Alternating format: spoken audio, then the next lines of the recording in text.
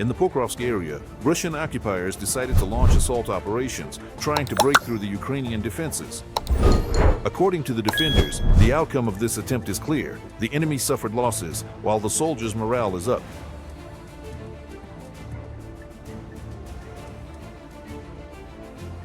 In the Pokrovsk direction, Ukrainian soldiers repelled the highest number of Russian assaults. According to the General Staff of the Armed Forces of Ukraine, in this sector of the front, the occupiers made 27 attempts to attack the defense forces' positions near 13 settlements. Even this week, if we're talking about the Pokrovsk direction, it happened that the enemy managed to slip through in small groups and basically entered the city. The Russians call this the tactic of small cuts. They simply disappear into basements and houses. And in response, we carry out counter-sabotage operations. We have to search every corner, and if we find the enemy, neutralize them. Our fighters carried out the necessary work and achieved real results. Many of the scoundrels were eliminated and taken prisoner. Defenders repelled 5 more Russian attacks in the Lyman direction, 4 in Donetsk, 2 assaults in the Siversk sector, and 1 each in the Kupiansk and southern Slobozhansky directions. And once again, the enemy is becoming more active. In the Serebryansky forestry, there at the site, there is yet another piece of evidence. This shows that strategically the Russians would like to cut off and destroy a significant part of our forces at the Siversk salient. That's the enemy's plan, but the plan of our defense is precisely to prevent that from happening. In addition, Ukrainian soldiers repelled 3 Russian attacks in the Pridniprovsk, Novopoblivka, as well as in the North Slobozhansk and Kursk directions. As military experts note, the enemy lacks the resources to conduct offensive operations on all fronts at the same time. That is precisely why the enemy is forced to transfer forces and equipment from different sections of the front. Where the enemy's situation and actions are not going well, they take some of their forces and resources from there and transfer them to more prioritized, more important sections of the front for themselves. In our case, we're talking about the Pokrovsk-Marnohrad direction. In the Dvyoredny area, the National Guard's aerial reconnaissance identified an enemy observation post and destroyed it with precise drone strikes. The soldiers note that thanks to this, the Russian advance in this section of the front was stopped. The defenders emphasize that drones are now the foundation of the army. There are drones with combat modules. You can actually shoot from those. Before, I don't know, you only saw stuff like that in comics or movies, but now you can do it yourself. And in the Vovchansk area, Ukrainian infantrymen are using a different tactic to smoke the Russians out of basements and hideouts among thousands of tons of concrete rubble, bricks, and rebar. The soldiers take tank mines and manually throw them into the shelters where the Russian occupiers are hiding. Ukrainian soldiers confirm that combat operations are ongoing around the clock. Despite the fact that the enemy is amassing its reserves in groves, houses, and shelters, our defenders are destroying them, not allowing the infantry to advance for an assault. In addition, they are also actively blowing up Russian reconnaissance drones. We're basically blinding them, so to speak. They can't really target anything properly without reconnaissance. If a recon drone goes up, it's always working for someone, for the FDD drone operators, the artillery, or the mortar teams. So, if they can't see, they can't record or track anything. That's how we make their job harder. The Ukrainian soldiers also shared a story about how they destroyed a so-called waiting drone. These kinds of UAVs are left by Russian occupiers right on the road, loaded with explosives. We found out that on the road where we were picking up our soldiers and planning to head back, an enemy FPV drone landed and just waited for some vehicle to come by. And that's when we drove up behind it. The guys spotted it on camera and radioed the wounded comrades, who simply shot it up with their rifles and kept moving. So, it was this kind of epic moment. They just cleared the road ahead and kept going. 890 Russian occupiers were eliminated by Ukraine's defense forces over the past day. According to the General Staff of the Armed Forces of Ukraine, since the start of the full-scale invasion, the Russian army has lost more than 1,066,000 soldiers. Also, yesterday Ukrainian defenders destroyed a tank and 8 enemy armored vehicles, 23 artillery systems, and 1 multiple rocket launcher system. Alexei Hetman, military analyst, is joining us live. Alexei, hello. Glory to Ukraine. Glory to the heroes. Hello. Alexei, let's start with the Pokrovsk direction. Of course, we're closely following the situation in Dobropilya. We understand that there's a highway there that the Russians would also like to take. Right now, they're pushing to capture the entire Donetsk region. What's the situation in Pokrovsk, near Pokrovsk, and around Pokrovsk? Please describe. Please characterize what's happening there right now. Well, what's been happening over the past year is that there have been active combat operations there. There are more than 10,000, not 10,000, more than 100,000 Russian troops concentrated there. Syrsky, Commander Syrsky, General Syrsky, provided information that there were 111,000. I think now there are already fewer of them. That information was from about 2 weeks ago. Well, they're trying to. Pokrovsk is surrounded from 3 sides. We can see that on the map, from the south, from the north, and from the east. And there's also the Russian advance. This raid that everyone is talking about right now, well, most likely it does have, well, a military purpose. Obviously, these are military actions. But it's kind of towards President Trump's meeting, that breakthrough, well, in that direction. The Azov Corps has moved in as a reserve. And there's conflicting information coming in. Some say they've stopped it. Some say they've contained it. Some say they'll cut off that appendix that has grown about 10 kilometers, because the distance along the flanks there is very small. But usually, according to combat regulations, including those of the Russian Federation, breakthroughs in the front line are 6 to 8 kilometers wide, not half a kilometer, not a kilometer, but in width. And the advance should be 15 to 20 kilometers.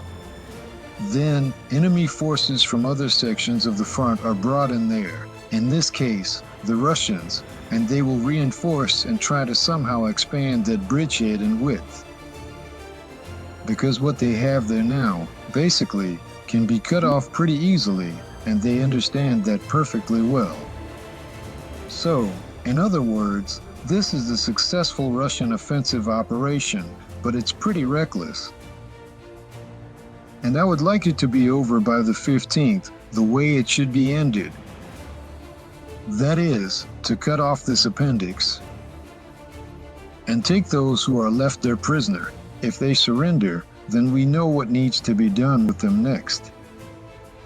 That's why the situation and the information coming in is quite contradictory, even from people who are directly on this section of the front. Their perspective is fragmented, sectoral, and it might not be wrong, but it's definitely incomplete. So, time, the near future, will tell. But now, it's a matter of hours there, not days. I think that by this time tomorrow, we'll already have a clear picture of what's happening there and how. Also, Alexei, the next point is interesting. The Russian occupiers are now throwing everything they've got at the Pokrovsk direction. Again, as both analysts and political strategists say, Putin is doing this on purpose in order to seize as much territory as possible in these final moments, so that he can later propose some kind of trade-offs. But if Putin is now sending his people to slaughter, let's be clear, you shouldn't call people a bunch, but since Russian occupiers are inhuman, he's throwing a bunch of his own people to their deaths. As President Zelensky said, the current loss ratio is 1 to 3, meaning 3 Russian occupiers for every 1, plus there are a lot of prisoners of war. Tell me, please, what is the military response to all this? After all, they're using small infantry groups, which is actually pretty clever in some ways. Yes, it's very risky. But, for example, as far as I understand, you can't really use artillery effectively against small infantry groups. Only drones and direct confrontations work. Or is there another way? As a military person, could you please explain? Well, there's really no other way. Well, a small group, well, you could use mines, I guess. Although mines, or mortars, they're not used very actively right now because it's pretty easy for drones to target them. Especially if it's a heavy 120mm mortar. By the time you move it, a drone will already be on you. That's why artillery, yes, it stays out of drone range, but mines, 3, 4, maybe 5 kilometers, drones get to them right away. So, it's tough to use mines.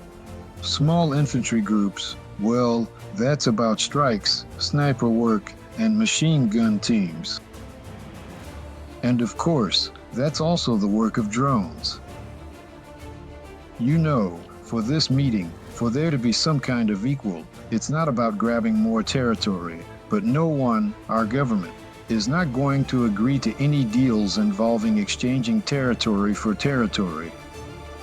Well, it kind of looks like, it's not clear why this information, it's just not clear. Basically, it's understandable in the grand scheme of things. There's a proposal to exchange territories in order to stop this war, and there will be pressure, maybe even from Trump himself.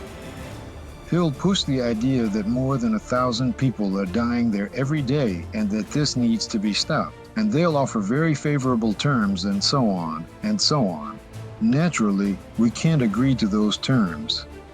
The president of Ukraine made this clear. We have a constitution and we have the laws of Ukraine.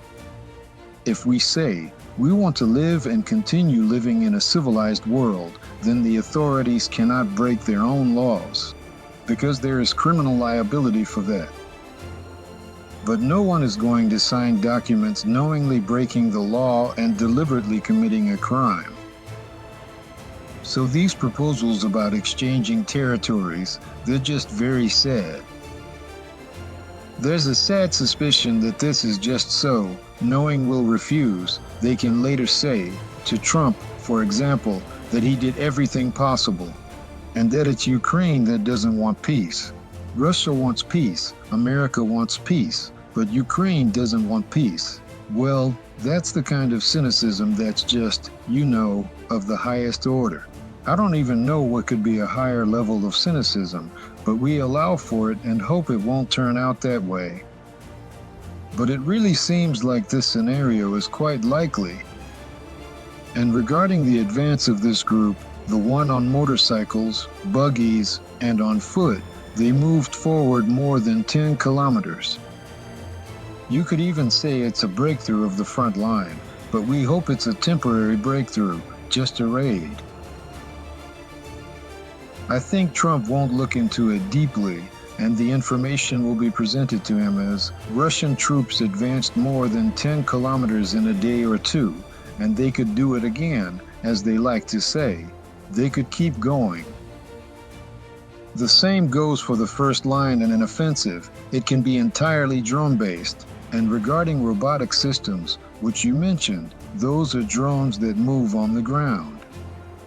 We've seen several versions. It's not really publicized right now, but those who know.